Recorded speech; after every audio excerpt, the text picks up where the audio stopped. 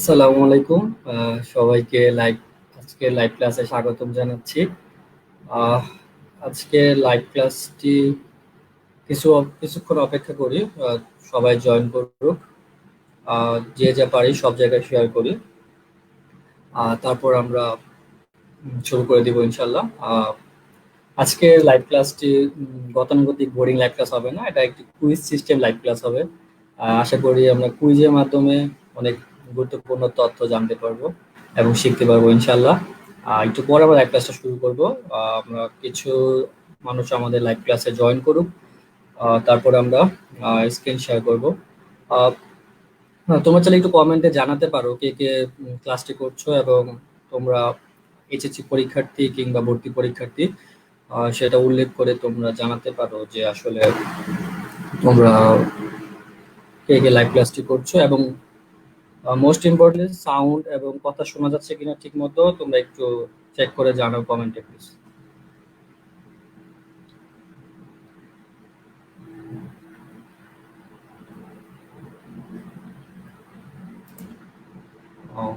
আমরা একটু পরে শুরু করে দেবো ইনশাল্লাহ। আহ, তুমি একটু কমেন্টে জানাও যে সবকিছু ঠিক মতো শোনা যাচ্ছে কিনা।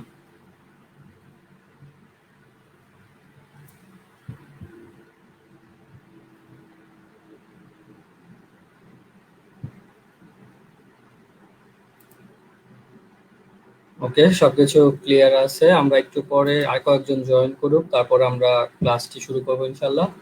আহ, ক্লাসটি শুরু করার পর আমরা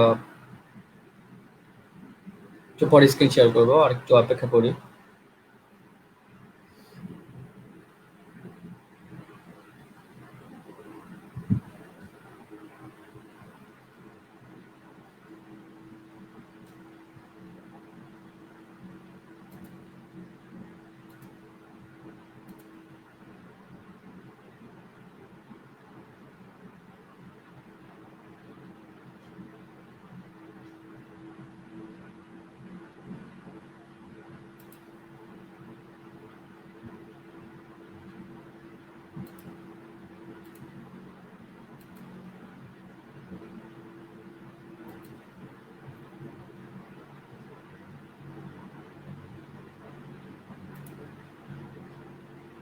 আচ্ছা, আমরা আমাদের স্ক্রিনটি শেয়ার করতেছি।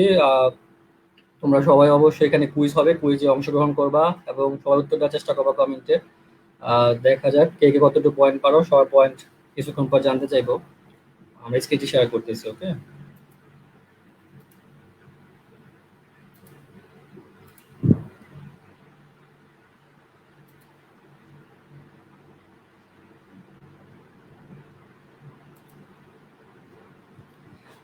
সবাইকে বাজে স্কুলে লাইভ ক্লাসে স্বাগতম জানাচ্ছি। আহ, আশা করি তোমরা সবাই অনেক ভালো আছো। সবাইকে স্বাগতম জানাচ্ছি লাইভ ক্লাসটিতে। আজকে লাইভ ক্লাসটি খুব ইন্টারেস্টিং হবে আশা করি। আহ,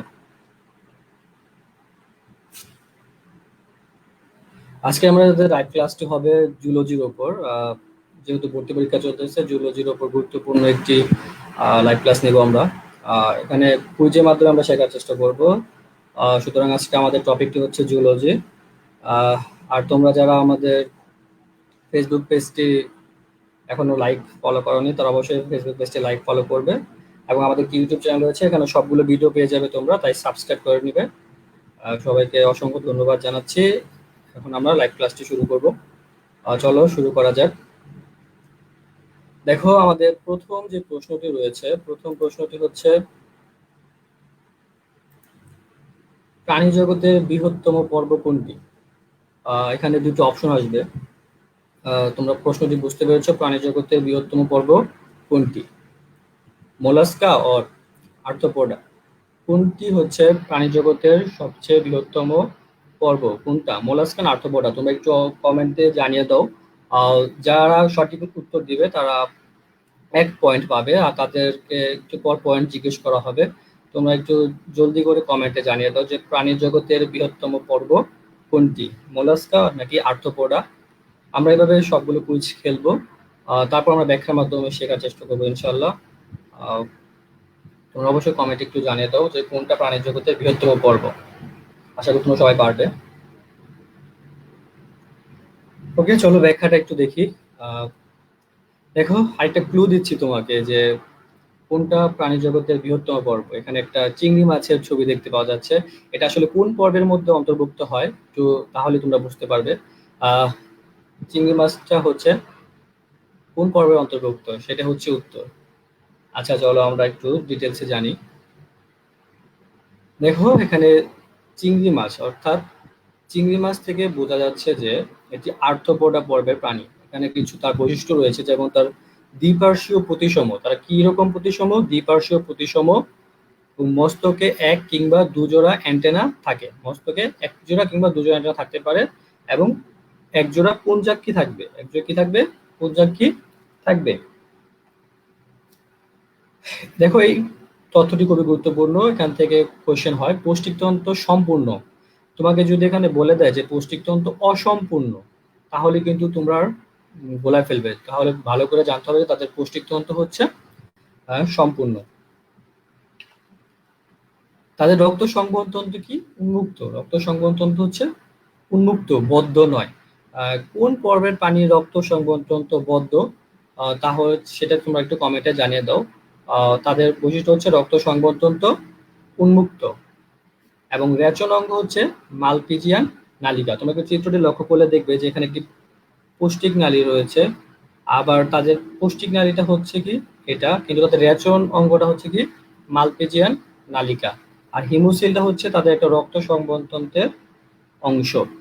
ওকে, এখানে তোমরা দেখতে পাচ্ছ যে তাদের অ্যান্টেনা, পুঞ্জাকি সবগুলো রয়েছে কাইটিন নির্মিত। তাদের কঙ্কালটা কি কাইটিন দ্বারা নির্মিত। এগুলো খুবই গুরুত্বপূর্ণ, এগুলো একটু মাথায় রাখতে হবে। ছোট ছোট বিষয়গুলো খেয়াল রাখতে হয়। তাদের উপাঙ্গগুলো কি সন্ধিযুক্ত, ঠিক আছে, সন্ধিবিহীন নয়। আর এগুলো তোমরা চিত্র থেকে একটু মনে রাখবে। প্রাণী জগতের সবচেয়ে বৃহত্তম পর্ব, তাহলে দেখো আমরা উত্তরটি পেয়ে গেছি যে এটি হচ্ছে কি প্রাণী জগতের সবচেয়ে বৃহত্তম পর্ব। কোনটি? আর্থ্রোপোডা।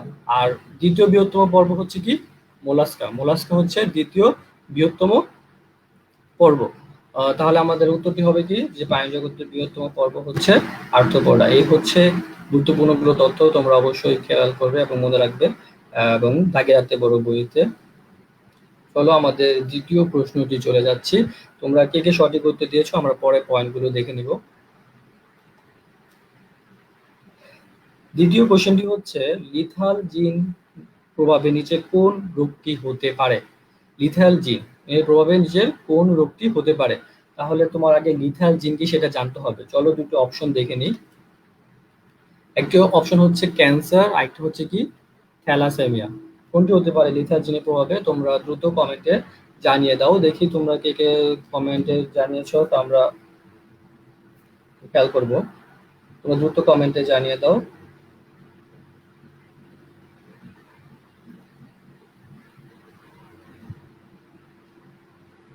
হলো আমাদের দ্বিতীয় প্রশ্নটি চলে যাচ্ছে। তোমরা কে কে সঠিক হচ্ছে কি সেটা জানতে হবে। তবে দুটো অপশন দেখে নিই। দেখো যে লিথাল জিনের প্রভাবে নিচে কোন রোগটি হতে পারে? ক্যান্সার নাকি থ্যালাসেমিয়া? কোনটা সঠিক আনসার তোমরা একটু জানিয়ে দাও। হ্যাঁ, তোমরা দ্রুত কোন সঠিক আনসারটি একটু জানিয়ে দাও। আমরা তারপর একটা ব্যাখ্যা চলে যাব যে লিথাল জিনের প্রভাবে কোন রোগটি আমাদের হতে পারে, ক্যান্সার হতে পারে না থ্যালাসেমিয়া হতে পারে।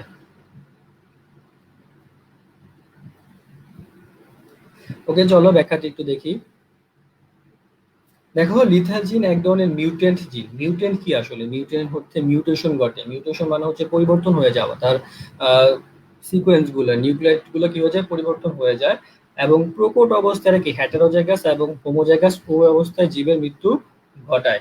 লিথাল জিন প্রকট অবস্থায়, হেটেরোজাইগাস এবং হোমোজাইগাস উভয় অবস্থায় জীবের মৃত্যু ঘটাতে পারে। ঠিক আছে, এটা হচ্ছে লিথাল জিনের একটি গুরুত্বপূর্ণ বৈশিষ্ট্য। লিথাল জিনের আরেকটা নাম হচ্ছে মারণ জিন। মারণ জিনের অনুপাত হচ্ছে কত? 2:1। ভেরি ভেরি ইম্পর্টেন্ট একটা তথ্য, এটা কিন্তু ভর্তি পরীক্ষায় খুব করে আসে। তাহলে তোমাদের এগুলো কিন্তু মনে রাখতে হবে। ঠিক আছে, যে লিথাল জিন মারণ জিনের অনুপাত কত? 2:1। এটি সর্বপ্রথম ইঁদুরের গায়ে উপস্থিতি লক্ষ্য করেন কে? লুসিয়েন কুয়েন এটি সর্বপ্রথম ইঁদুরের গায়ে উপস্থিতি লক্ষ্য করেন। এটা মেডিকেল ভর্তি পরীক্ষায় এসেছে যে কে সর্বপ্রথম ইঁদুরের গায়ে উপস্থিতি লক্ষ্য করেন। এটা হচ্ছে লুসিয়েন কুয়েনো। বুঝতে পেরেছো? এগুলো কিন্তু খুব গুরুত্বপূর্ণ তথ্য, তোমাদের কিন্তু জানতে হবে। আচ্ছা, এর প্রভাবে কি কি রোগ হতে পারে? এর প্রভাবে ক্রিপার মুরগি হতে পারে, পা বিহীন বাছুর হতে পারে, মানুষের ব্রাকিফ্যালাঞ্জি হতে পারে, জন্মগত ইকথিওসিস, ইমোফিলিয়া, থ্যালাসেমিয়া হতে পারে। তাহলে দেখো লিথাল জিনের প্রভাবে এই রোগগুলো হতে পারে। তাহলে কিন্তু আমরা আমাদের কাঙ্ক্ষিত উত্তরটি পেয়ে গেছি যে এটি হচ্ছে কি থ্যালাসেমিয়া। তাহলে এটা সঠিক উত্তরটি কি হবে? আমরা কিন্তু সঠিক উত্তরটি পেয়ে গেছি যে এটা সঠিক উত্তরটি হচ্ছে থ্যালাসেমিয়া। দেখো এর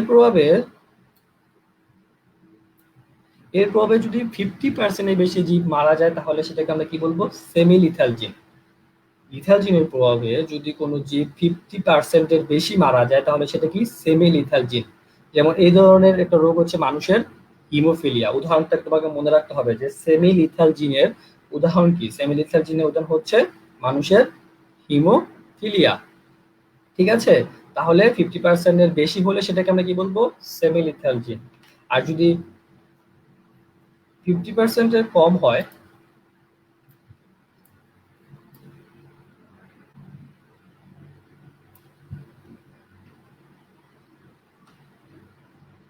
যদি 50% এর কম হয় তাহলে সেটা কি হবে? সেটা হবে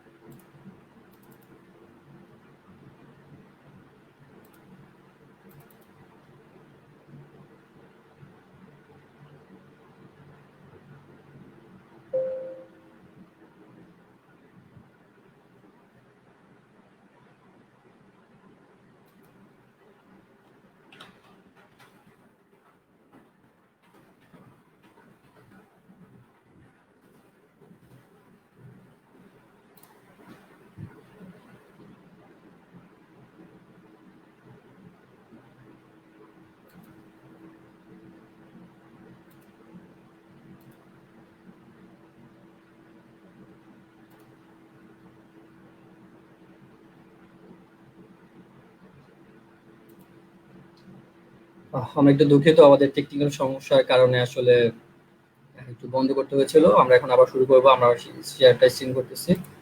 আহ, আমরা এখানে ছিলাম যে আসলে আমাদের লিথাজিনের প্রভাবে কি কি রোগ হতে পারে। থ্যালাসেমিয়া আমরা ব্যাখ্যা দেখেছিলাম। দেখো আমরা এখানে ছিলাম যদি 50% এর উপরে প্রভাবে যদি 50% বেশি সেমি লিথাল জিন। ঠিক আছে? এটা মানুষের হিমোফিলিয়া হচ্ছে সেমি লিথাল জিনের একটা উদাহরণ। আর যদি 50% এর কম হয় তাহলে সেক্ষেত্রে কি হবে? ভাইটাল ধরনের। ঠিক আছে? তাহলে সেই জন্য কি হবে? ড্রসোফিলা মাছির লুপ্তপ্রায় ডানা। এটা ভাইটাল ধরনের, সেমি ভাইটাল ধরনের কারণে কি হয়? ড্রসোফিলা মাছের লুপ্তপ্রায় ডানা। এই সবগুলো জিনিস তোমাদের কি করতে হবে? সবগুলো জিনিস তোমাদেরকে মনে রাখতে হবে। ঠিক আছে? এগুলো কিন্তু খুবই গুরুত্বপূর্ণ। সবগুলো জিনিস তোমাদেরকে কি করতে হবে, মনে রাখতে হবে। দেখো এই চিত্রটা দেখলে বুঝতে পারবে যে এখানে আহ শঙ্কর পুরুষ হলুদ এবং স্ত্রী হলুদটা কি ইঁদুর, এটাও শঙ্কর। দুইটা শঙ্কর নেওয়ার কারণে লাস্ট বেশ বিক্রিয়া কারণে এটা বোঝাতে গেলে অনেক সময় লাগবে। এখানে দুইটি অনুপাত হয়েছে, দুই এবং অনুপাত। দেখো এখানে দুইটি শঙ্কর তৈরি হয়েছে, একটি মৃত আর একটি কোনো 11টি তৈরি হয়েছে, ঠিক আছে। একটি কোনো প্রকট জিন এখানে নাই, এই জন্য এখানে কি অনুপাত 2:1। হ্যাঁ, চলো আমরা নেক্সট টায় চলে যাই। তোমরা সবাই আনসার করো যে হাইড্রার দ্রুত চলন প্রক্রিয়া কোনটি। হাইড্রার দ্রুত চলন প্রক্রিয়া কোনটি? আমরা দেখি আমাদের সাথে কে কে আছে। আমরা, তোমরা এটা আনসার করতে থাকো, আমরা একটু পরে ফিরবো।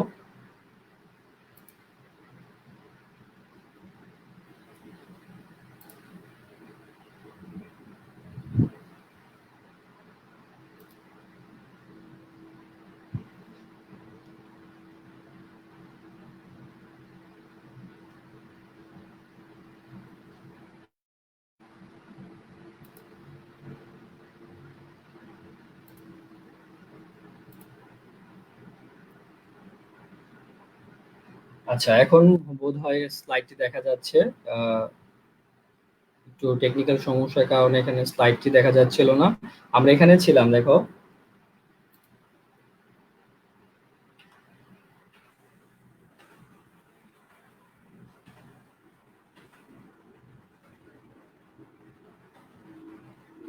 দেখো এখানে যদি 50% কম হয়, আমরা আবার শুরু করছি। যদি 50% কম হয় তাহলে সেটা কি হবে?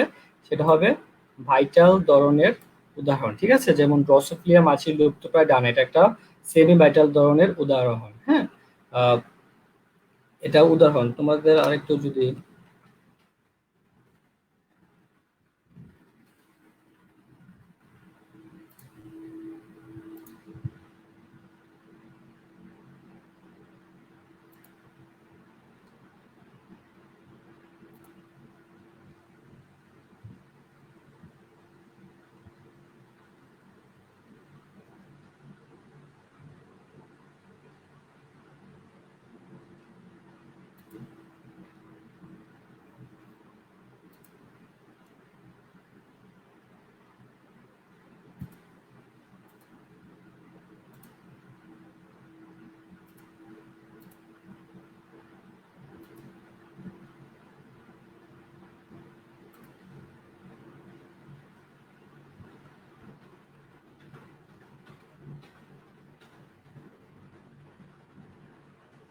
আমরা সত্যিকার অর্থে দুঃখিত যে আসলে আমাদের একটু বেশি টেকনিক্যাল প্রবলেম হয়ে যাচ্ছে। এখন সবকিছু ঠিক আছে কিনা তোমরা একটু সবাই একটু জানাও প্লিজ, যে এখন সবকিছু স্লাইড দেখা যাচ্ছে কিনা এবং সবকিছু দেখা যাচ্ছে কিনা তোমরা প্লিজ একটু জানাও, তারপর আমরা ক্লাসটা শুরু করব।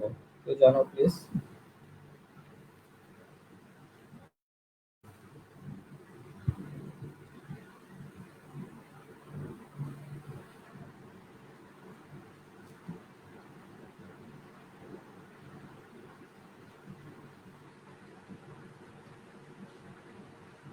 এখন সবকিছু ক্লিয়ার কিনা তোমরা একটু আমাকে জানাও প্লিজ।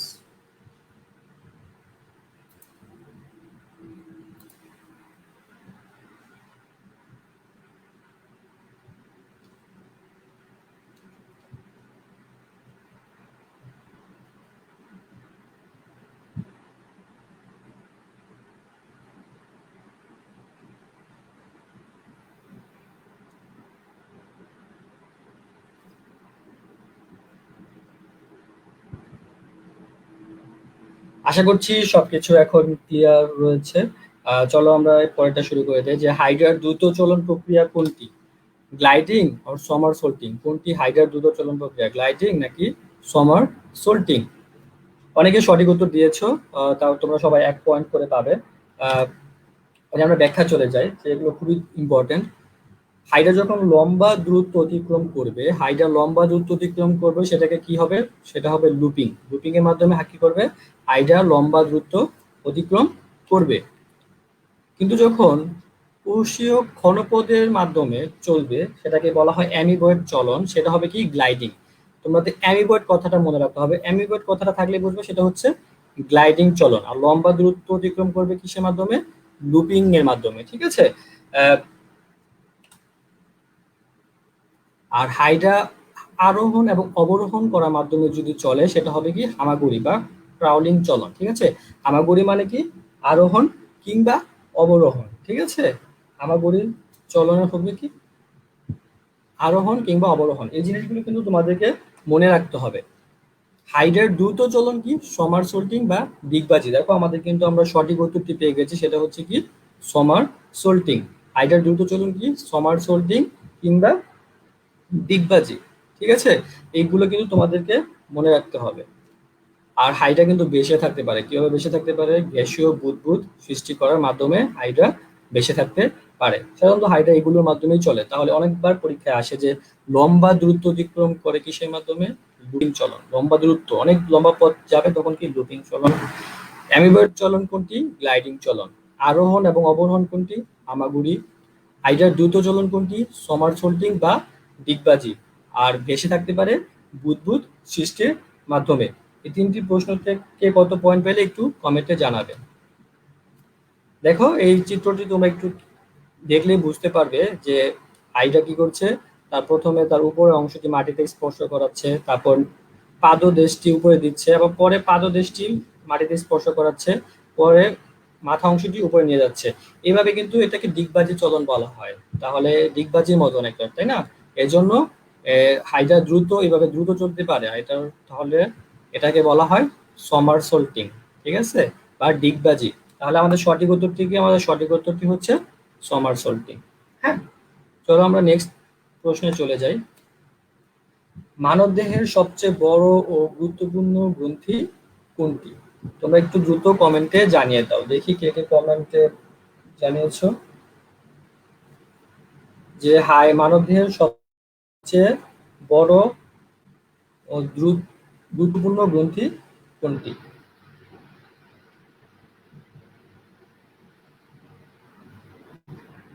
তোমরা একটু দ্রুত জানিয়ে দাও মানবদেহের সবচেয়ে বড় গুরুত্বপূর্ণ গ্রন্থি কোনটি?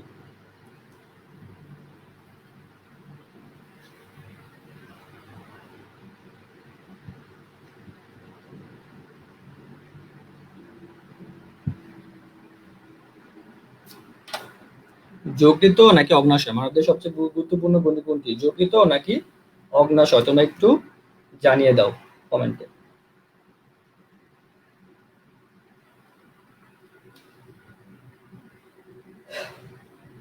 আমরা এরপর ব্যাখ্যা চলে যাব যে তোমাদের সঠিক উত্তরটি তোমরা কমেন্টে জানাও, তারপর আমরা ব্যাখ্যায় চলে যাব ইনশাল্লাহ।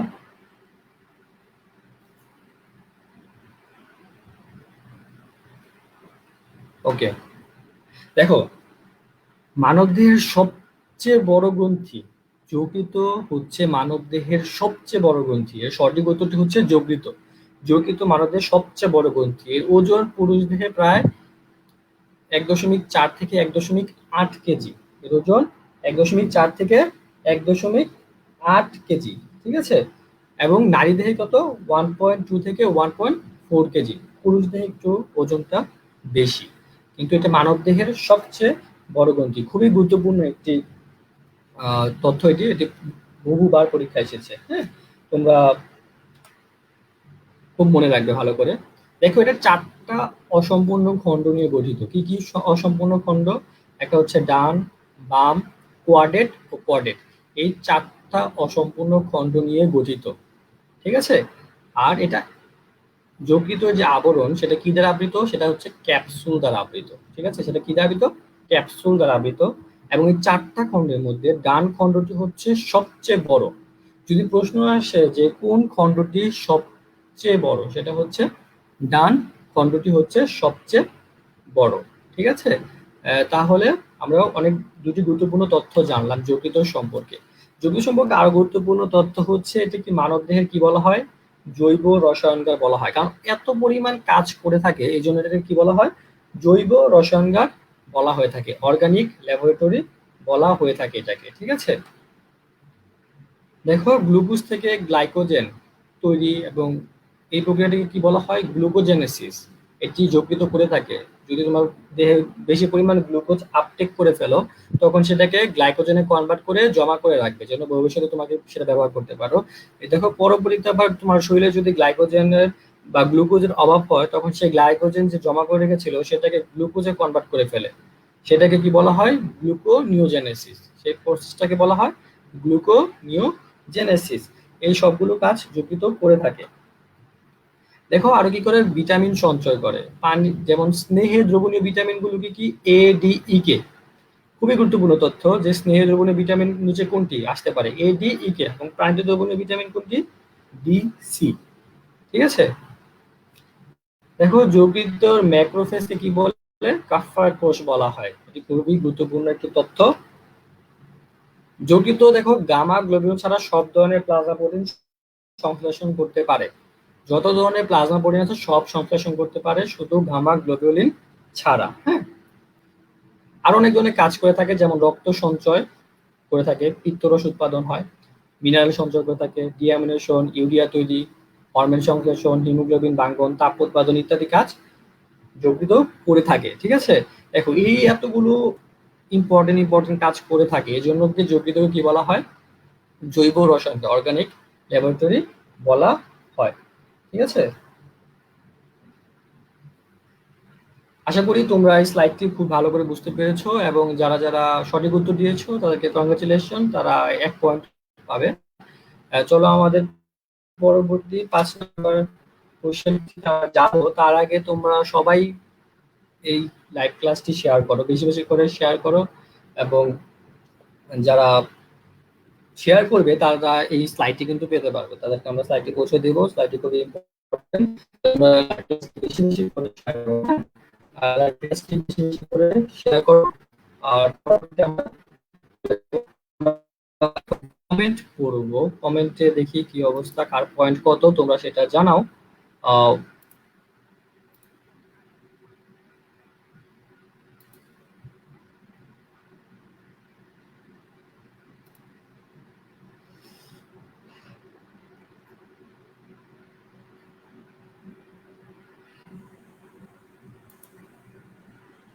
একজন প্রশ্ন করেছে, ক্লাসটা কি অল টাইপ অফ স্টুডেন্টের জন্য? হ্যাঁ ভাইয়া, ক্লাসটা সবাই করতে পারবে, যারা এইচএসসি পরীক্ষার্থী কিংবা ভর্তি পরীক্ষার্থী সবাই করতে পারবে, সবার জন্য এটা হেল্পফুল হবে আশা করি। আহ,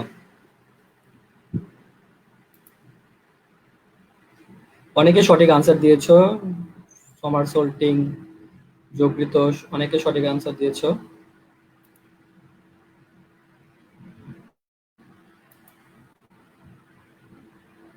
ওকে, যকৃত সঠিক আনসার দিয়েছো। তোমাদের পয়েন্ট কার কত তোমরা একটু, তোমাদের কার কত পয়েন্ট, তোমাদের কার কত পয়েন্ট একটু জানিয়ে দাও, আমরা একটু দেখতে চাচ্ছি। অনেক শাম্মী আক্তার কমেন্ট করেছে যকৃত, তোমরা সঠিক উত্তর হয়েছে। এর আগের প্রশ্নটি ছিল সমারসল্টিং, অনেকে সঠিক উত্তর দিয়েছো। আমরা, তোমরা দ্রুত লাইভ ক্লাসটি শেয়ার করো, আমরা পরবর্তীতে ফেস্টিতে আমরা চলে যাব ইনশাল্লাহ। ঠিক আছে, তোমরা দ্রুত লাইভ ক্লাসটি শেয়ার করে ফেলো।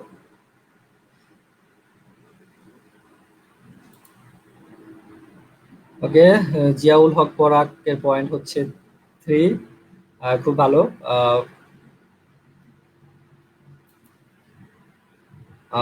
ফারজানা সুলতানের পয়েন্ট হচ্ছে 4, খুবই ভালো। পরবর্তী আরো কয়েকগুলো কোয়েশ্চেন রয়েছে, সর্বশেষ দেখা যাবে কার কত পয়েন্ট, আমরা একটু দেখবো। মেহনুর প্রীতির পয়েন্ট হচ্ছে 3, একটা ভুল হয়েছে, সমস্যা নেই। আচ্ছা, অনেকে ভালো করতেছো, আমাদের লাইভ ক্লাসটির সাথে সবাই শেষ পর্যন্ত থাকো, অনেকগুলো তথ্য জানতে পারবে আশা করি, এবং লাইভ ক্লাসটি শেয়ার করে দাও প্লিজ, তাহলে সবাই দেখতে পাবে। এবং চলো আমরা আমাদের পরবর্তীটা শুরু করি। হ্যাঁ, ওকে, আমরা স্ক্রিন শেয়ারটা করছি।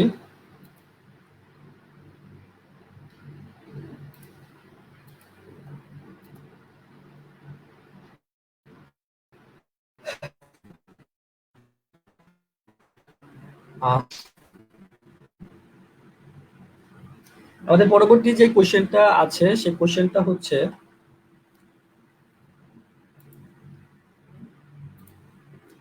আমাদের পরবর্তী যে কোশ্চেনটা সেই কোশ্চেনটা হলো, বৃক্কের অবতল অংশের বাজকে কি বলা হয়? যে কোশ্চেনটা হচ্ছে বৃক্কের অবতল অংশের বাজকে কি বলে, বৃক্কের অবতল অংশের বাজকে কি বলে? তোমরা সঠিক উত্তরটি জানিয়ে দাও, ফাইলাম নাকি হাইলাম। কোনটা সঠিক উত্তর আসলে, ফাইলাম নাকি হাইলাম, কোনটি সঠিক উত্তর তোমরা অবশ্যই জানিয়ে দাও। দুটো খুব কাছাকাছি দেখতে, তোমরা দ্রুত কমেন্টে জানিয়ে দাও, পরবর্তীতে আমরা ব্যাখ্যা চলে যাব যে বৃক্কের অবতল অংশের বাজকে কি বলা হয়, ফাইলাম নাকি হাইলাম। দেখি কে কে সঠিক উত্তর দিতে পারো। তোমরা দ্রুত কমেন্টে জানিয়ে দাও, পরবর্তীতে আমরা ব্যাখ্যায় চলে যাব। যারা সঠিক উত্তর দিতে পারবে তাদের জন্য 1 পয়েন্ট যোগ হবে, ঠিক আছে। আমরা দেখবো সর্বশেষ 10টি পয়েন্ট কে অর্জন করতে পারো। ঠিক আছে, পরবর্তীতে আমরা ব্যাখ্যায় চলে যাচ্ছি। দেখো, এটা কিসের ছবি? এটা হচ্ছে একটা বৃক্কের ছবি। হ্যাঁ, বৃক্কের কিন্তু অনেকগুলো অংশ রয়েছে, যেমন এটা রক্তবাহিকা, কর্টেক্স অংশ, ক্যাপসুল, তার আবরণ, মেডুলা অংশ থাকে, রেনাল অংশ থাকে। তোমরা বিভিন্ন, এই চিত্রটা কিন্তু জানবে, এটা কিন্তু এইচএসসি পরীক্ষার্থীর জন্য খুব ইম্পর্টেন্ট। তোমরা বৃক্ক চিত্রটা আর্ট করা শিখবে, ঠিক আছে, যারা পরীক্ষার্থী। আর যারা ভর্তি পরীক্ষার্থী তারা বিভিন্ন অংশগুলো সম্পর্কে জানবে, ঠিক আছে। এখন বৃক্কের যে অবতল অংশের বাদকে কি বলে, ফাইলাম নাকি হাইলাম, সেটা তোমরা একটু জানাও কমেন্টে। আমরা একটু পর ব্যাখ্যা দেখবো আসলে।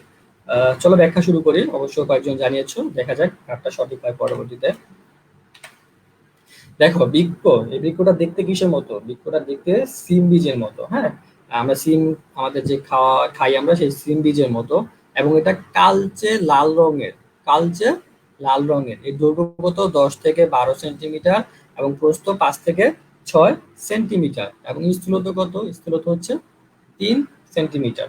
ঠিক আছে, এগুলো খুবই গুরুত্বপূর্ণ তথ্য, এগুলো মনে রাখতে হবে। দেখো, এর বাইরের দিকটা উত্তল, এর বাইরের দিকটা হচ্ছে কি উত্তল, এবং ভেতরের দিকটা হচ্ছে অবতল। হ্যাঁ, আর অবতল অংশের বাদকে কি বলে? হাইলাম বলে। আমাদের সঠিক উত্তরটি কিন্তু আমরা পেয়ে গেছি, যে বৃক্কের অবতল অংশের বাদকে কি বলে, বৃক্কের অবতল অংশের বাদকে বলা হয় হাইলাম। এটা হচ্ছে হাইলাম, সঠিক উত্তর হচ্ছে হাইলাম, ঠিক আছে। তাহলে বাইরের অবতল অংশের বাদকে কি বলবে? হাইলাম বলবে। দেখো, বৃক্ক ক্যাপসুল নামক তন্তুময় যোজক টিস্যু আবরণে আবৃত। খুবই গুরুত্বপূর্ণ তথ্য, যে বৃক্ষর আবরণের নাম কি? ক্যাপসুল। ক্যাপসুল আবরণে আবৃত, এটা খুব অনেক ভর্তি পরীক্ষা এসেছে। দেখো, এটা আরো গুরুত্বপূর্ণ, যে বৃক্ষের গাঠনিক ও কার্যের একক কি? গাঠনিক এবং কার্যিক একক হচ্ছে নেফ্রন। আর প্রত্যেকটা বৃক্ষে 10 থেকে 12 লাখ নেফ্রন থাকে, ঠিক আছে। খুবই গুরুত্বপূর্ণ একটি এই তথ্য, তোমাদের কিন্তু এগুলো মনে রাখতে হবে এবং নোট ডাউন করে রাখতে হবে, ঠিক আছে। দেখো, বৃক্কের মাধ্যমে প্রতি মিনিটে রক্ত হতে 125 ঘন সেন্টিমিটার তরল পদার্থ তৈরি হয়, ঠিক আছে, বা পরিশ্রুত হয়। বৃক্কের মাধ্যমে প্রতি মিনিটে কতটুকু রক্ত হতে কত ঘন সেন্টিমিটার? 125 ঘন সেন্টিমিটার তরল পদার্থ পরিশ্রুত হয়। আর প্রতি মিনিটে বৃক্ক 1 ঘন সেন্টিমিটার মূত্র সৃষ্টি করে। এখানে যে তথ্যগুলো রয়েছে বৃক্ক সম্পর্কে, খুবই খুবই গুরুত্বপূর্ণ তথ্য, যে বৃক্কের আবরণের নাম কি? ক্যাপসুল। অবতল অংশের বাসকে কি বলে? হাইলাম। বৃক্ক কালচে লাল রঙের। কার্য কার্যিক একক কি? নেফ্রন। আর প্রতিটা বৃক্কে কতটি নেফ্রন থাকে? 10 থেকে 12 লাখ নেফ্রন থাকে। আমরা জানি দুইটা বৃক্ক, দুইটা বৃক্ষের মধ্যে তাহলে 20 থেকে 24 লাখ নেফ্রন থাকে।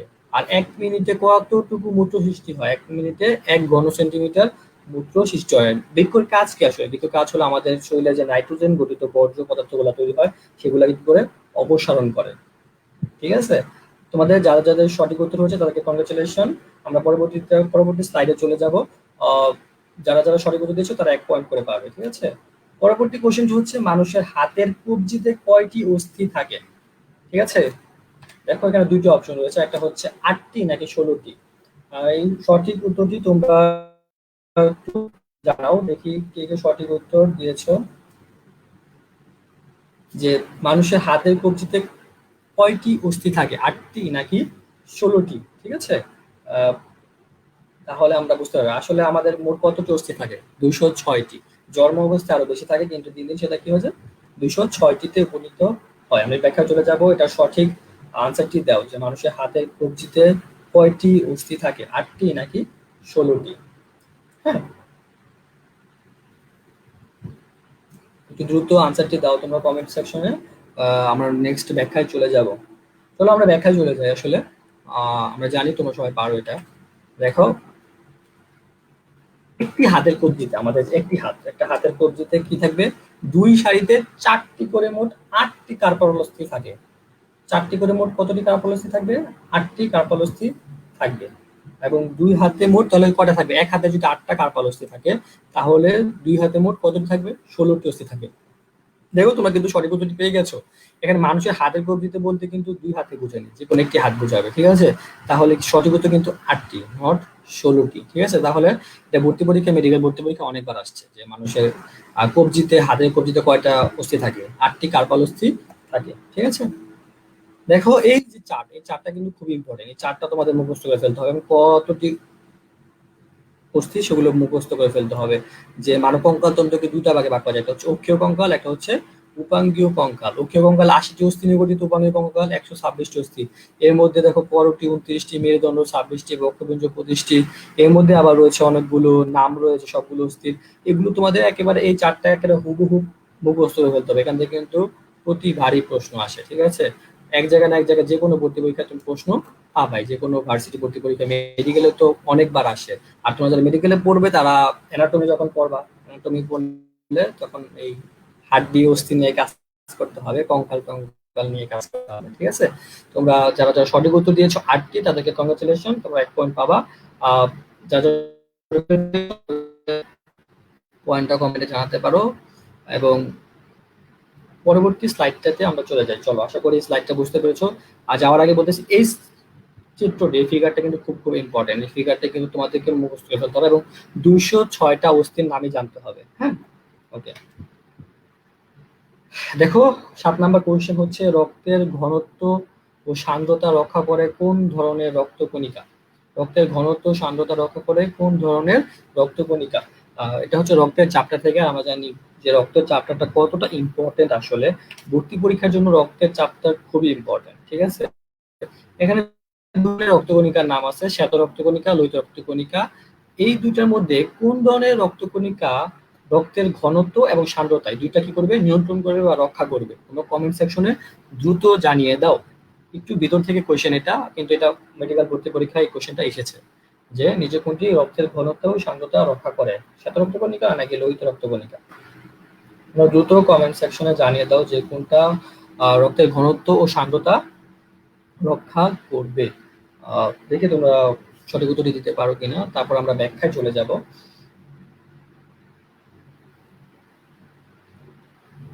অনেকে সঠিক উত্তর দিয়েছো, আমরা ব্যাখ্যায় চলে যাই।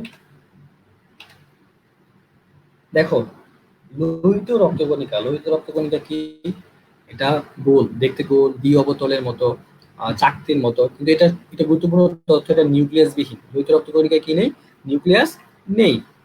এটা কাজ কি? এটা কাজ হচ্ছে অক্সিজেন, কার্বন ডাই অক্সাইড পরিবহন এবং রক্তের অম্ল ও ক্ষারের ভারসাম্য রক্ষা করে। তাহলে অম্ল ও ক্ষারের ভারসাম্য রক্ষা করে কোনটি? লোহিত রক্তকণিকা। এই দেখো, রক্তের ঘনত্ব ও সান্দ্রতা রক্ষা করে গিয়ে লোহিত রক্তকণিকা। আর মানুষের রক্তের গ্রুপের জন্য দায়ী এই লোহিত রক্তকণিকাই মানুষের রক্তের গ্রুপের জন্য দায়ী। কেননা এটার মধ্যে হিমোগ্লোবিন রয়েছে, আর হিমোগ্লোবিনই রক্তের গ্রুপের জন্য দায়ী। হিমোগ্লোবিনের মধ্যে কি নিয়ে গঠিত? হিম এবং গ্লোবিন। হিমটা হচ্ছে কি? লৌহ, এবং গ্লোবিনটা হচ্ছে এক ধরনের প্রোটিন। এই দুইটা মিলে কি হয়? হিমোগ্লোবিন। আর হিমোগ্লোবিন যে মানুষের রক্তের গ্রুপের রক্ত যে লাল হয় এটার জন্য দায়ী, ঠিক আছে? তাহলে লোহিত রক্তকণিকাই হচ্ছে কি? তোমার রক্তের সান্দ্রতা ও ঘনত্ব রক্ষা করে, ঠিক আছে? আমরা কিন্তু সঠিক উত্তর পেয়েছি লোহিত রক্তকণিকা। যারা যারা সঠিক উত্তর দিয়েছো তাদেরকে কংগ্রাচুলেশন। কিন্তু এর বড় কিছু ব্যাখ্যা রয়েছে, আমরা ব্যাখ্যা দেবো। শ্বেত রক্তকণিকা, দেখো, লোহিত রক্তকণিকা কিন্তু নিউক্লিয়াস বিহীন, আর শ্বেত রক্তকণিকা কি? নিউক্লিয়াস যুক্ত, কিন্তু এটা কি আকার বিহীন। ঠিক আছে? ছোট ছোট তথ্যগুলো খুব ইম্পর্টেন্ট, এগুলো কিন্তু তোমাদের পড়তে গিয়ে অনেক সময় স্কিপ হয়ে যায়। এগুলো কিন্তু জানতে হবে, এগুলো তোমরা কিন্তু ঢাকা রাখতে পারো চাইলে, ঠিক আছে? দেখো, এই শ্বেত রক্তকণিকা তো আমাদের শরীরে হিউজ কাজ করে, আমাদের ইমিউনি সিস্টেমে তার ভূমিকা অপরিসীম, ঠিক আছে? আর বর্তমান ইমিউন সিস্টেম ডেভেলপ থাকা খুবই জরুরি, প্যান্ডেমিক সিচুয়েশন চলতেছে। তাহলে দেখো, শ্বেত রক্তকণিকা কিন্তু দুই ধরনের হয়, দানাদার, অদানাদার, এগুলোকে ভাগ করা যায়। যেমন ব্যাসোফিল, ইউসিনোফিল, নিউট্রোফিল, আবার মোনোসাইট, লিম্ফোসাইট, এগুলো কিন্তু সবই শ্বেত রক্তকণিকার প্রকারভেদ। তাহলে দেখো এর মধ্যে মনোসাইট আর নিউট্রোফিল মিলে কি করে, তারা মিলে ফ্যাগোসাইটোসিস প্রক্রিয়ায় যে বাইরে থেকে জীবাণু আসে সেগুলোকে ধ্বংস করে। ঠিক আছে, আহ এটা হচ্ছে কার কাজ, মনোসাইট ও নিউট্রোফিলের কাজ। ফ্যাগোসাইটোসিস করা কার কাজ, মনোসাইট এবং নিউট্রোফিলের কাজ। ঠিক আছে, আচ্ছা তাহলে লিম্ফোসাইট কি করে, লিম্ফোসাইট অ্যান্টিবডি তৈরি করে, অ্যান্টিবডি করে না, অ্যান্টিবডি যে লিম্ফোসাইট তৈরি করে এর জন্য কি বলা হয়, আণুবীক্ষণিক সৈনিক বলে। প্রশ্ন অনেকবার আসে যে আণুবীক্ষণিক সৈনিক, উত্তর হবে কি লিম্ফোসাইট। হ্যাঁ, সঠিক উত্তরটি কি হবে, লিম্ফোসাইট। দেখো ব্যাসোফিল কিন্তু আরেক ধরনের শ্বেত রক্তকণিকা। ব্যাসোফিল কি তৈরি করে, হ্যাপারিন তৈরি করে, যা রক্ত জমাট বাঁধা রোধ করে। যদি হ্যাপারিন না থাকতো তাহলে আমাদের শরীর কিন্তু কি হতো, রক্ত জমাট বাঁধা যেত। হ্যাপারিনকে কি বলা হয়, অ্যান্টিকোয়াগুলেন্ট বলা হয়। কি বলা হয়, অ্যান্টিকোয়াগুলেন্ট, যা রক্ত জমাট বাঁধতে দেয় না। এটা কে তৈরি করে, ব্যাসোফিল। তাহলে ব্যাসোফিল খুবই ভেরি ইম্পর্টেন্ট একটা জিনিস। দেখো এগুলো কিন্তু শ্বেত রক্তকণিকার সকল কাজ। হ্যাঁ, ইউসিনোফিল কি করে, ইউসিনোফিলও কিছু কাজ করে। যেমন কি কি কাজ করে, আমাদের যে রক্তে কিছু কৃমি লার্ভা প্রবেশ করে, সেগুলোকে ধ্বংস করে দেয়। এগুলো ধ্বংস না করলে কিন্তু শরীরের অনেক ফাংশন নষ্ট হয়ে যাবে, কৃমির উৎপাদ বেড়ে যাবে। ঠিক আছে, অ্যালার্জিক কিছু অ্যান্টিবডি ধ্বংস করে দেয়, আর যার কারণে অ্যালার্জিক ফ্রি থাকতে পারবা তুমি। তাহলে দেখো খুবই গুরুত্বপূর্ণ কাজগুলো কিন্তু শ্বেত রক্তকণিকা গুলো করে থাকে। ঠিক আছে, কিন্তু আমাদের এই প্রশ্নের উত্তরটি হচ্ছে রক্তের ঘনত্ব সান্দ্রতা রক্ষা করবে কে, লোহিত রক্তকণিকা। যারা সঠিক উত্তর দিয়েছো তারা 1 পয়েন্ট পাবে। ঠিক আছে, আমরা পরবর্তী স্লাইডে চলে যাব। দেখো 8 নাম্বার কোয়েশ্চেনটি হচ্ছে, ডানেট্রিয়াম ও বাম ভেন্ট্রিকুলের সংযোগস্থলে কোন ধরনের কপার টিকা থাকে, বাইকাসপিড কপার টিকা না ট্রাইকাসপিড কপার টিকা? এটা তোমরা একটু দ্রুত কমেন্ট সেকশনে জানিয়ে দাও। আমি একটু দেখি তোমরা কে কে দ্রুত কমেন্ট সেকশনে জানাচ্ছ যে ডানেট্রিয়াম এবং বাম ভেন্ট্রিকুলের সংযোগস্থলে কোন ধরনের কপার টিকা থাকে, বাইকাসপিড, ট্রাইকাসপিড, বাইকাসপিড নাকি ট্রাইকাসপিড? একটু দ্রুত জানিয়ে দাও, দেখি তোমরা কে কে সঠিক আনসারটি দিতে পারছো। তোমরা যারা এইচএসসি পরীক্ষার্থী তাদের জন্য এটা খুবই ভালো একটি মানে রিভাইজ হবে, এবং ভর্তি পরীক্ষার্থী যারা তাদের জন্য আরো বেশি বেশি ভালো হবে, তারা কিন্তু রিভিশন দিতে পারতেছো। তারা আবার একটু ওভারলুক করতে পারতেছো, মানে সম্পূর্ণটা দেখতে পাচ্ছ। তাহলে তোমরা কিন্তু এটা তোমাদের জন্য রিভিশন হয়ে যাচ্ছে। তাই তোমরা লাইভ ক্লাসটি বেশি বেশি করে শেয়ার করো সবাই, যেন যারা ভর্তি পরীক্ষাতে আছে তারা কিছুটা হলেও কুইজের ছলে কিছুটা শিখতে পারে বা তাদের রিভিশন হয়ে যায়। তোমরা একটু শেয়ার করো। আমরা কিন্তু কুইজ সিস্টেম করেছি, কোনো গতাগতিক পড়াচ্ছি না, জাস্ট কুইজ অনুযায়ী। তোমরা এটা সঠিক উত্তর একটু দ্রুত জানিয়ে দাও, তারপর আমরা ব্যাখ্যা চলে যাব যে সঠিক উত্তর বাইকাসপিড নাকি ট্রাইকাসপিড। দেখো এটার ব্যাখ্যা এটাই, এই চার্টটা তোমাদের বইতে রয়েছে, ভেরি ভেরি ইম্পর্টেন্ট চার্ট। এই চার্টটা মুখস্থ করে ফেলতে হয়েছে। যখন বাইকস্পিড কপাটিকা, কখন কখন ট্রাইকাসপিড কপাটিকা। এখন বাম এট্রিয়াম থেকে রক্ত বাম ভেন্ট্রিকুলের সংযোগস্থলে আসে। আমরা জানি হৃৎপিণ্ডের 4টা প্রকোষ্ঠ আছে। 4টা প্রকোষ্ঠ হচ্ছে কি, অ্যাট্রিয়াম, বাম এট্রিয়াম, ডান এট্রিয়াম, বাম ভেন্ট্রিকল, ডান ভেন্ট্রিকল, এই 4টা প্রকোষ্ঠ রয়েছে। আরো অনেকগুলো রয়েছে আহ সাব প্রকোষ্ঠ, ওগুলো দিয়েও রক্ত আসা যাওয়া করে, ওগুলোর জন্য রয়েছে। কিন্তু মেনলি 4টা প্রকোষ্ঠ রয়েছে। যেমন বাম এট্রিয়াম বাম ভেন্ট্রিকুলের সংযোগস্থলে থাকবে হচ্ছে বাইকাসপিড। দেখো তোমরা ব, এটারও ব, এটারও ব, ব ব দিয়ে কিন্তু কি করতে পারবে, মনে রাখতে পারবে। ঠিক আছে, আবার ডান এট্রিয়াম থেকে ডান ভেন্ট্রিকুলের সংযোগস্থলে কি আসবে, ট্রাইকাসপিড কপাটিকা। কপাটিকাগুলোর কাজ কি আসলে, কপাটিকাগুলোর কাজ হচ্ছে রক্ত যে আসবে তা বন্ধ হয়ে যায়, রক্ত পেছনের দিকে ব্যাক করতে পারে না। ঠিক আছে, এটা হচ্ছে কপাটিকাগুলোর কাজ। এইভাবে বাম ভেন্ট্রিকল আউটার মধ্যে আউটিক সেমিনুলার কপাটিকা, সবগুলো 6টা রয়েছে, 6টাই তোমাদের মনে রাখতে হবে। 1 2 5 6 এগুলো ভেরি ভেরি ইম্পর্টেন্ট, এগুলো কিন্তু ভর্তি পরীক্ষায় খুব অনেকবার এসেছে। ঠিক আছে, 1 2 5 6 এগুলো কিন্তু তোমরা ভর্তি পরীক্ষা অনেকবার এসেছে, তাই এটা 4টা মুখস্থ করে ফেলবে। তাহলে এটা সঠিক উত্তর কোনটি, ডান এট্রিয়াম ও বাম ভেন্ট্রিকলের সংযোগস্থলে কোনটি থাকবে, বাইকাসপিড নাকি ট্রাইকাসপিড? তোমরা কমেন্ট সেকশনে জানিয়ে দাও। ঠিক আছে, ওকে, আমরা আমাদের নেক্সট স্লাইডে চলে যাচ্ছি। দেখো ফুসফুসের কার্যকারী একক কোনটি, ফুসফুসের কার্যকারী একক কোনটি, ব্রঙ্কাই নাকি অ্যালভিউলাস? তোমরা এটা জানাতে থাকো।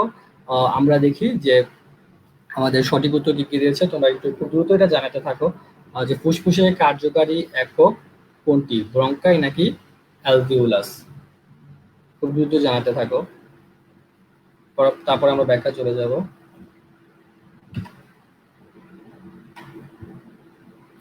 দেখো, ব্যাখ্যা হচ্ছে কি অ্যালভিওলাস ফুসফুসের কার্যকারী একক। অ্যালভিওলাস হচ্ছে কি ফুসফুসের কার্যকারী একক। ফুসফুসের কাজ কি? শ্বাস প্রশ্বাসে সাহায্য করা, তাই না? আচ্ছা, দেখো এটা কি দ্বারা গঠিত? এটা স্কোয়ামাস এপিথেলিয়াল কোষে গঠিত। ফুসফুসটা কি দ্বারা গঠিত? স্কোয়ামাস এপিথেলিয়াল কোষে গঠিত। ঠিক আছে, এটা এক ধরনের ম্যাক্রোফেজ ধারণ করে, যা জীবাণু ধ্বংস করতে সাহায্য করে। তাহলে আমরা যদি বলি অ্যালভিওলাসই হচ্ছে ফুসফুসের কার্যকারী গঠন এবং স্কোয়ামাস এপিথেলিয়াল কোষে গঠিত। এটা কোন ধরনের কোষ দ্বারা গঠিত? স্কোয়ামাস এপিথেলিয়াল কোষ দ্বারা গঠিত। দেখো, এটা এক ধরনের সারফেক্টেন্ট নামক ডিটারজেন্ট ক্ষরণ করে। এটা খুব খুব ইম্পর্টেন্ট একটা তথ্য। সারফেক্টেন্ট নামক ডিটারজেন্ট নিঃসরণ করে, যা বিভিন্ন ধরনের কাজ করে থাকে। কি কাজ করে থাকে?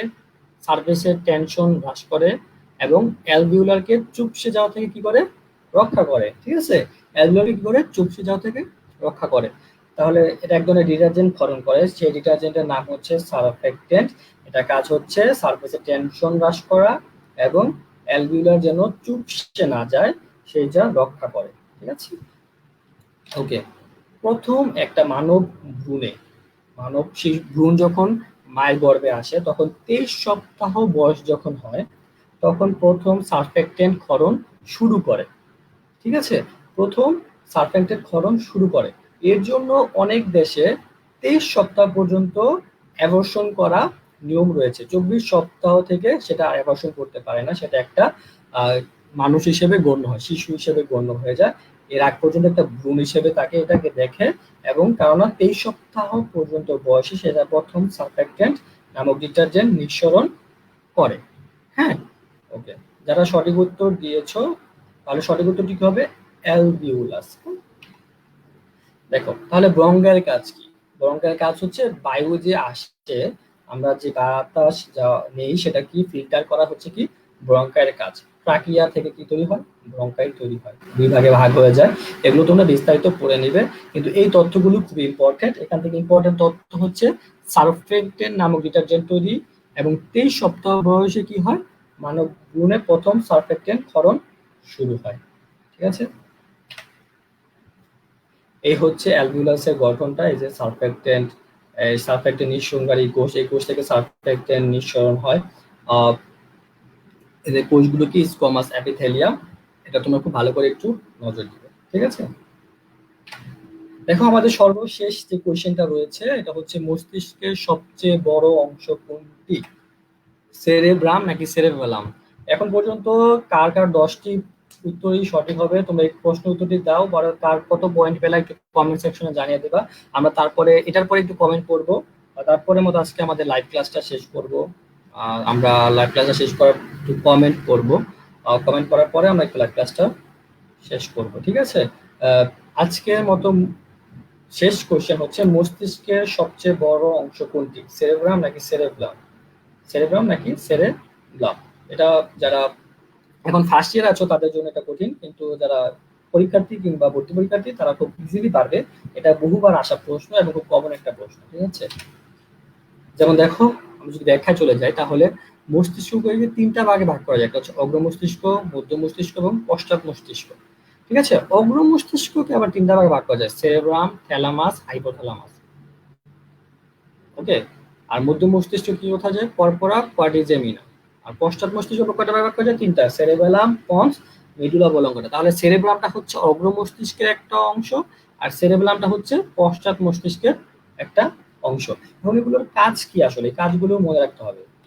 যেমন সেরেব্রাম, সেরেব্রাম কি? এটা মস্তিষ্কের সবচেয়ে বড় অংশ। তাহলে আমাদের সঠিক উত্তরটি কি? সেরেব্রাম। যাদের যাদের হয়েছে তাদের কংগ্রেচুলেশন, তোমার সঠিক উত্তরটি কমেন্টে জানাও। এটা চিন্তা, বুদ্ধি, ইচ্ছা, বাক শক্তি, উদ্ভাবন শক্তি নিয়ন্ত্রণ করে। চিন্তা শক্তি, বুদ্ধি, আমাদের ইচ্ছা, বাক শক্তি, আমরা কথা বলতেছি, উদ্ভাবনী শক্তি, এগুলো নিয়ন্ত্রণ করবে কি? সেরেব্রাম। তাহলে বুঝতে পারো কতটা ইম্পর্টেন্ট। তাছাড়া কিছু ঐচ্ছিক পেশির কার্যকলাপ নিয়ন্ত্রণ করে থাকে। থ্যালামাসের কাজ কি? আমাদের যত চাপ, এই যে দেখো আমি লাইভ ক্লাসটা করাচ্ছি, বারবার টেকনিক্যাল সমস্যার কারণে আমার অনেক চাপ সহ্য করতে হয়েছে। ঠিক আছে, এটার এই চাপ সামলানো, এটা কার কাজ? থ্যালামাস। স্পর্শ, যন্ত্রণা, আবেগের কেন্দ্র হিসেবে কাজ করে। ঠিক আছে, এগুলো সবই থ্যালামাসের কাজ। মানুষের যে সামাজিক আচরণ, ব্যক্তিত্ব প্রকাশ, এগুলো সবই থ্যালামাসের কাজ। ঘুমন্ত মানুষকে হঠাৎ জাগিয়ে তোলা। ঠিক আছে? এগুলো সবগুলো পার্ট পার্ট কিন্তু মস্তিষ্ক থেকে এই কাজগুলো কিন্তু নিয়ন্ত্রণ হয়। ঠিক আছে? এই যে আমি সুন্দর করে দিয়েছি, এগুলো তোমরা কিন্তু মুখস্থ করে ফেলবে একেবারে টু দা পয়েন্ট। এজন্য স্লাইডটি কিন্তু পেতে হবে, স্লাইডটা পেতে হলে একটু শেয়ার করতে হবে। শেয়ার করলে আমি স্লাইডটি পাঠিয়ে দেবো। ঠিক আছে? দেখো, হাইপোথ্যালামাস, অগ্রমস্তিষ্কের তিনটার মধ্যে সর্বশেষ হচ্ছে হাইপোথ্যালামাস।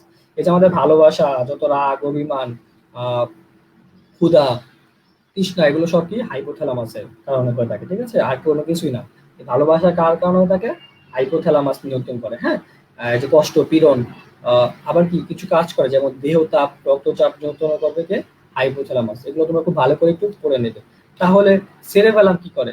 সেরেবেলাম হচ্ছে পশ্চাৎ মস্তিষ্কের সবচেয়ে বড় অংশ, আর সেরেব্রাম হচ্ছে মস্তিষ্কের সবচেয়ে বড় অংশ। কিন্তু আর এই সেরেব্রাম হচ্ছে পশ্চাৎ মস্তিষ্কের সবচেয়ে বড় অংশ। এটা দেহের ভারসাম্য ও দেহভঙ্গি বজায় রাখে। ঠিক আছে? আহ, আমরা একেবারে শেষে এসে পড়েছি। আমরা এরপর কমেন্ট পড়বো, তোমরা এখনই যাবে না সবাই, আমরা এরপর কমেন্ট পড়বো। আহ, এখন যেহেতু প্যান্ডেমিক সময় চলতেছে, সবাই মাস্ক পরবা অবশ্যই, এবং একটা মেন সোশ্যাল ডিস্টেন্স মেনটেন করবা। ঠিক আছে? আহ, সবাইকে অসংখ্য ধন্যবাদ যারা এই পর্যন্ত ছিলা, এবং যারা 10-এ 10 পাইছো, আমি একটু পরে কমেন্ট গুলা পড়বো। তাদেরকে আগে ধন্যবাদ জানায় রাখতেছি। তাদেরকে, যারা এতক্ষণ পর্যন্ত আমার লাইভ ক্লাসটার সাথে ছিলা, তাদেরকে অসংখ্য ধন্যবাদ, থ্যাংকস এ বাঞ্চ।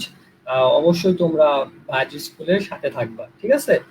আমরা শেয়ারিংটা একটু স্টপ করবো, তারপর আমরা কতগুলো কমেন্ট পড়বো, দেখি কে কে 10-এ 10 পেয়েছো। আহ,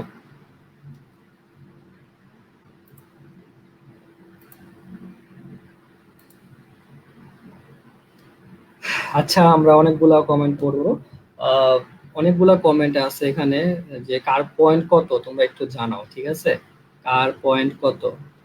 আহ, অনেকে সঠিক উত্তর দিয়েছো। আমি অনুপ্রীতি 8,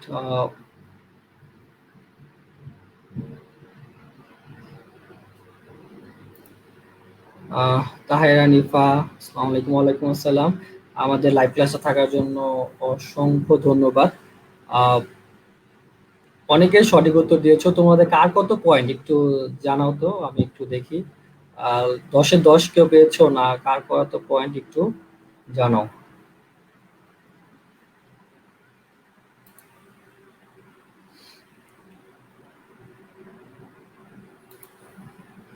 সেরেব্রাম। আচ্ছা, আজকে লাইভ ক্লাসটা তোমাদের কেমন লাগলো সেটাও জানাবা। কিছু টেকনিক্যাল প্রবলেম ছিল, ওর জন্য আন্তরিকভাবে দুঃখিত। সরি। পরবর্তীতে তোমরা এরকম আরো লাইভ ক্লাস চাও কিনা সেটাও তোমরা জানাবা। ওকে। মেয়নুপ্রীতির পয়েন্ট হচ্ছে 9, খারাপ না। কনগ্রেচুলেশন, খুব ভালো পয়েন্ট। ওকে, ফারজানা সুলতানা মিমের পয়েন্ট হচ্ছে 10। বাহ, কনগ্রেচুলেশন। আর কার পয়েন্ট কত একটু জানাবা। ঠিক আছে? তোমরা পরবর্তীতে এরকম লাইভ ক্লাস চাও কিনা একটু জানাবা। হ্যাঁ, আমরা লাইভ ক্লাসটি শেষ করব। কেমন লাগলো জানাবা। শাম্মী আক্তারের পয়েন্ট হচ্ছে কত? 9। ওকে, গুড। খারাপ না, ভালো করে পড়তে হবে। এবং স্লাইডটা তোমরা যারা যারা স্লাইডটা চাও তারা আমাকে নক করলে হবে, আমি স্লাইডটা দিয়ে দিব। হ্যাঁ, তোমরা স্লাইডটা নক করলে আমাকে স্লাইডটা দিয়ে দিব, যাদের প্রয়োজন মনে হয়। ওকে, আমরা আশা করি তোমরা কিছুটা হলেও ভালো লাগছে। টেকনিক্যাল কিছু সমস্যা ছিল, আশা করি ভালো লাগছে। সবাই ভালো থাকো, সুস্থ থাকো। আসসালামু আলাইকুম।